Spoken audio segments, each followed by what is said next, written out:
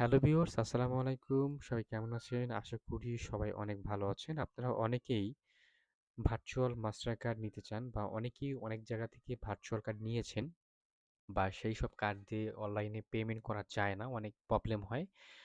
বা যদি আমি বলি যে ভার্চুয়াল কার্ডের ২ টা টাইপ থাকে। একটা হচ্ছে 2D, একটা হচ্ছে 3D। আপনি এখান থেকেই কার্ড নেন বা অন্য কোনো ওয়েবসাইট থেকে কার্ড নেন। এটা কোনো ম্যাটার না। এখন হচ্ছে ভার্চুয়াল কার্ডের ২ টা টাইপ থাকে। একটা হচ্ছে 2D, একটা হচ্ছে 3D। এখন 3D সিকিউর বলতে কি বুঝি আমরা? আপনি যখন একটা কার্ড দিয়ে যেকোনো অনলাইন ওয়েবসাইটে পেমেন্ট করতে যান, তখন আপনার কার্ড নাম্বার, সিভিভি নাম্বার দিয়ে সাবমিট করলে আপনার ব্যাংকে একটা ভেরিফিকেশন কোড পাঠায় আপনার মোবাইল নাম্বারে। আপনার মোবাইল নাম্বারে যখন ওই কোড ওখানে দিবেন তখন কিন্তু পেমেন্টটা হয়। এটাকে বলা হয় 3D সিকিউর পেমেন্ট সিস্টেম। আরেকটা হচ্ছে আপনার 2D সিকিউর পেমেন্ট সিস্টেম। ওটা হচ্ছে কেমন? যে আপনি কার্ড নাম্বার দিলেন, সিভিভি নাম্বারে সাবমিট করলেন, পেমেন্ট হয়ে গেল। তো এইসব ধরনের কার্ডগুলোতে বেশিরভাগই মানে আপনার হলো কার্ড ডিক্লাইন হয়ে যায় বা কার্ড বন্ধ হয়ে যায় বা কার্ড দিয়ে পেমেন্ট করা যায় না। দেখবেন যে বেশিরভাগ ওয়েবসাইটে আপনার 3D সিকিউর পেমেন্ট গেটওয়েটাই অ্যালাউ করে।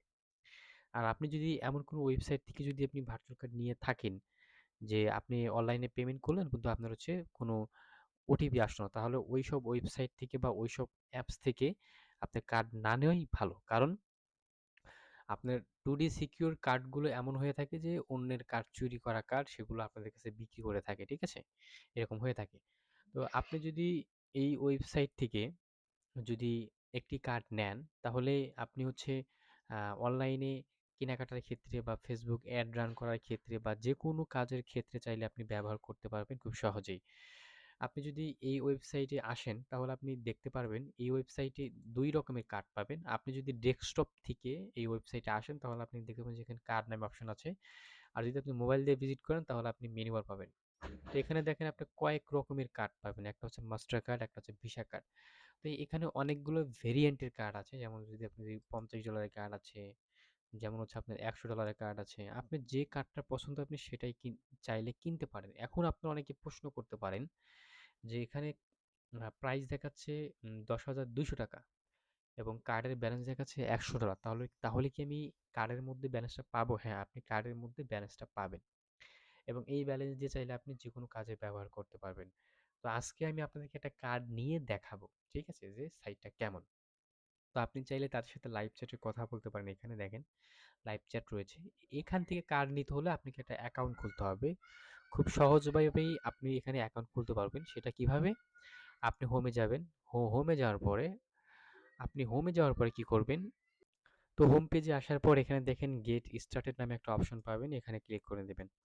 তো এখানে যখন আপনি ক্লিক করবেন, সরি গেট স্টার্টে না।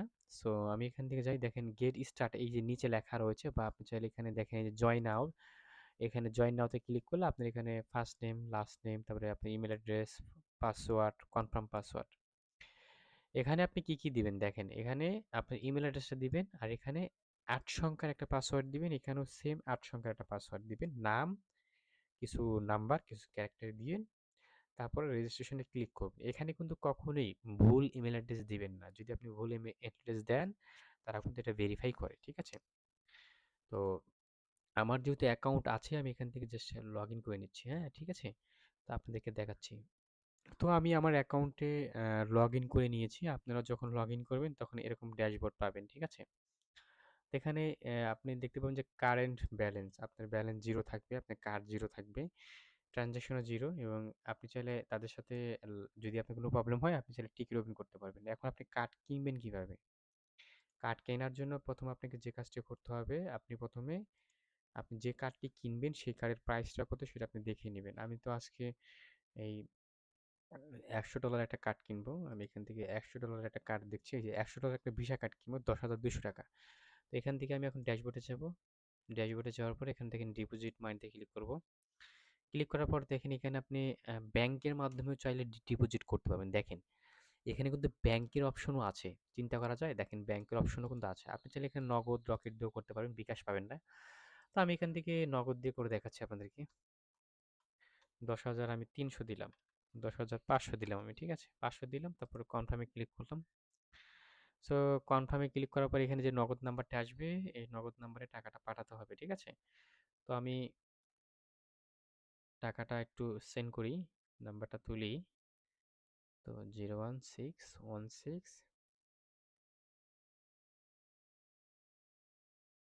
আচ্ছা, আমার টাকা সেন্ড করা, হ্যাঁ, আমার টাকা সেন্ড করা শেষ। আমি এখানে লাস্ট 3 ডিজিটের 4 ডিজিটের নাম্বার দিয়ে দিলাম। তারপর আমি এখন হচ্ছে সাবমিটে ক্লিক করব। সাবমিটে যেই আমি এখানে ক্লিক করব, হ্যাঁ, তো দেখতে পারবেন যে আপনার ডিপোজিটটা কিন্তু ইনস্ট্যান্টলি, হয়তো একটু সময় নেবে আপনার কাছে যদি আপনার নেট স্লো হয়, দেখবেন যে এটার সাথে সাথে আপনার অ্যাপ্রুভ হয়ে যাবে। তো তো আমরা দেখতে পাচ্ছি যে এখন যদি আমরা এটাকে রিলোড দিয়ে দেখি, দেখেন এটা অ্যাপ্রুভ হয়ে গেছে 10 সেকেন্ডের মধ্যে, একটু সময় নেবে। দেখেন ব্যালেন্স কিন্তু আপনার অ্যাড হয়ে গেছে। এখন আমি ড্যাশবোর্ডে ক্লিক করলে দেখেন আমার এখানে ড্যাশবোর্ডে 10,500 টাকা দেখাচ্ছে। চলুন আমরা একটা কার্ড কিনে দেখাই। তো আমি এখান থেকে কার্ডে যাব। কার্ড কিন্তু আপনি ইনস্ট্যান্টলি অ্যাক্টিভ হয়ে যাবে, ঠিক আছে? যদি আমি কার্ডে ক্লিক করি, আমি আজকে ভিসা কার্ডটি কিনবো আমার এক বড় ভাইয়ের জন্য। এখান থেকে পারচেজে ক্লিক করি। তো পারচেজে ক্লিক করার সাথে সাথে কিন্তু কার্ডটা দেখেন ইনস্ট্যান্টলি, দেখেন ইনস্ট্যান্টলি পারচেজ হয়ে গেছে। দেখেন এখানে আমার কিন্তু মাই কার্ডে, মাই ভার্চুয়াল কার্ডে কিন্তু তারা ডাইরেক্টলি নিয়ে এসেছে, ঠিক আছে? কার্ড কেনার সাথে দেন কার্ড অ্যাক্টিভ হয়ে গেছে। এখন আমি কার্ডের সব ইনফরমেশন দেখবো কিভাবে? দেখেন আপনি যদি ড্যাশবোর্ডে যান, তাহলে দেখবেন যে এখানে একটা কার্ড আছে, দেখেন মাই কার্ড। আমার এখান থেকে মাই কার্ডে যাচ্ছি। তো মাই কার্ডে গেলাম, তারপর এখান থেকে ম্যানেজ নামে অপশন আছে, ম্যানেজে ক্লিক করলাম। তো ম্যানেজে ক্লিক করার পরে দেখেন আমার এখানে কার্ডের ভিতরে ব্যালেন্স আছে $100।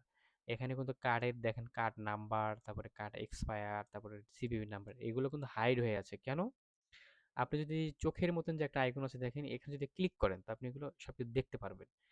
এখন আপনি যদি চান যে এই কার্ডের মধ্যে ব্যালেন্স শেষ, আমি রিলোড করবো, তাহলে কিভাবে করবেন? এখান থেকে দেখেন অ্যাড ব্যালেন্সে ক্লিক করবেন, তারপরে এখানে আপনি কত ডলার অ্যাড করবেন সেটা আপনি লিখবেন। যদি আপনি $10 অ্যাড করতে চান তাহলে দেখেন আজকের রেট হচ্ছে 124 টাকা রেট, হ্যাঁ? 124 টাকা রেট। যদি আপনি $10 অ্যাড করতে চান তো কার্ডে। তো এখন আপনি এখান থেকে যে $10 অ্যাড করবেন, আপনার এই যে মেইন যে ব্যালেন্স আছে, এই যে মেইন ব্যালেন্স, এই যে কারেন্ট ব্যালেন্স, এখানে আপনাকে টাকা ডিপোজিট করে রাখতে হবে যদি আপনি কার্ডের মধ্যে ডলার রিলোড করতে চান। তো আমি এখন যদি আরো কিছু ফাংশন রয়েছে, যেমন হচ্ছে কার্ডের ব্যালেন্স আপনি উইথড্র করতে পারবেন। আপনি যদি উইথড্র ক্লিক করেন, আপনি কত ডলার উইথড্র করবেন? আপনি চাচ্ছেন $30 উইথড্র করতে। আপনি যদি এখানে কনফার্মে ক্লিক করেন, তো দেখবেন যে আপনার এখানে আপনি বিকাশ পাবেন, তারপর হচ্ছে আপনার রকেট পাবেন, তারপর হচ্ছে আপনার আপনি যদি চান যে আপনি বাইন্যান্সই নিবেন, তাহলে আপনি তো তাদের সাথে লাইভ চ্যাটে কথা বললে এখানে বাইন্যান্সের অপশনটাও দিয়ে দিবে তারা। ঠিক আছে? তো আপনি চাইলে কার্ডের ব্যালেন্সও তুলতে পারেন। আপনি চাইলে কার্ডটাকে বদ্ধ করে রাখতে পারেন, দেখেন। যদি আপনি ফ্রিজে ক্লিক করেন, আপনার কার্ড এখান থেকে কিন্তু দেখেন সাথে সাথে এটা কিন্তু বদ্ধ হয়ে গেল। আমি যদি আবার যদি করি, কার্ডটা আপনার আবার চালু হয়ে যাবে। ঠিক আছে? তো আপনি এই ওয়েবসাইটে কার্ড দিয়ে যেকোনো কাজে ব্যবহার করতে পারবেন খুব সহজেই। আপনি ব্যাংকের ট্রানজ্যাকশন হিস্ট্রি, তারপর হচ্ছে তারপর হচ্ছে ওটিপি কোড, এগুলো সব আপনি ইমেইল এবং আপনার নাম্বারে পেয়ে যাবেন। আপনি চাইলে একবার এই ওয়েবসাইটে কার্ড কিনে দেখতে পারেন। কারণ ট্রাস্টেড আমি এই কারণেই বলছি যে তাদের কিন্তু একটা ব্যাংক অ্যাকাউন্ট রয়েছে। ২ টা ব্যাংক অ্যাকাউন্ট রয়েছে, দেখতেই পাচ্ছেন। তো আল্লাহ হাফেজ, ভালো থাকবেন সবাই।